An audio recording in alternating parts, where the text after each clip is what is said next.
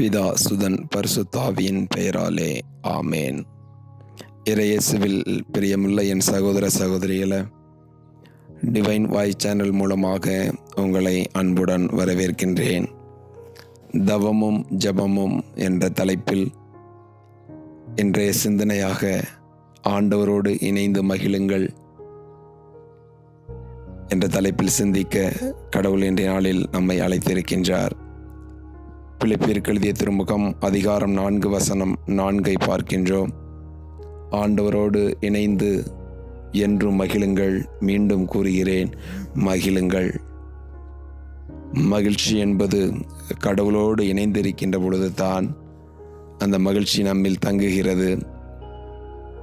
ஆண்டவருடைய வார்த்தை எந்நாளிலும் நம்முடன் இருக்கின்ற பொழுது, ஆண்டவருடைய வார்த்தைக்குள் நாம் பயணிக்கின்ற பொழுது கடவுள் கொடுக்கக்கூடிய மகிழ்ச்சி நம் வாழ்க்கையில் நிறைவு பெறும்.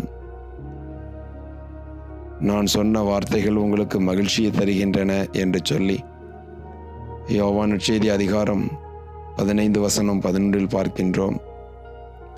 கடவுளோடு ஒரு மனிதன் இணைந்திருக்கின்ற பொழுது கடவுள் அவனுடைய வாழ்வில் துன்பத்தின் மத்தியில் மகிழ்ச்சியை கொடுத்து கடவுள் ஆசீர்வதித்து வழிநடத்துகின்றார்.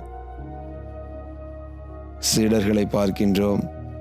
ஆண்டவரே, உமது பெயரை சொல்கின்ற பொழுது தீய ஆவிகள் எல்லாம் அடிபணிகின்றன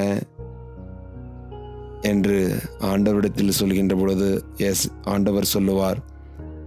லூக்கா நற்செய்தி அதிகாரம் 10 வசனம் 20 தீயாவிகள் உங்களுக்கு அடிபணிகின்றன என்பது பற்றி மகிழ வேண்டாம், மாறாக உங்கள் பெயர்கள் விண்ணகத்தில் எழுதப்பட்டிருக்கிறது என்பதை பற்றியே மகிழுங்கள் என்றார். ஆமேன். இதோ ஆண்டவர் பெயரால் வாழக்கூடிய பிள்ளைகளாக, ஆண்டவருடைய வார்த்தைக்குள் வாழக்கூடிய பிள்ளைகளாக நாம் இருக்கின்ற பொழுது, அந்த பரிசுத்தம் நம்மில் நிலைத்திருக்கின்ற பொழுது நம் பெயர்கள் விண்ணகத்தில் எழுதப்பட்டிருக்கக்கூடிய பெயர்களிலே ஒன்றாய் அமைகிறது. ஆகையால் இந்த தவக்காலத்தின் வழியாக ஆண்டவரோடு இணைந்து பயணிக்கக்கூடிய இந்த வாழ்க்கையை நாம் தொடர்ந்து இணைந்து நாம் பயணிப்போம். கடவுள் கொடுக்கக்கூடிய மகிழ்ச்சியை உறுத்தாக்கி கொண்டு வாழ நம்மையே ஒப்பு கொடுப்போம். கண்களை மூடி ஜெபிப்போம். அன்பு தெய்வமே, இறைவா, உம்மோடு இணைந்து வாழக்கூடிய வாழ்வே எங்கள் வாழ்வில் மகிழ்ச்சி.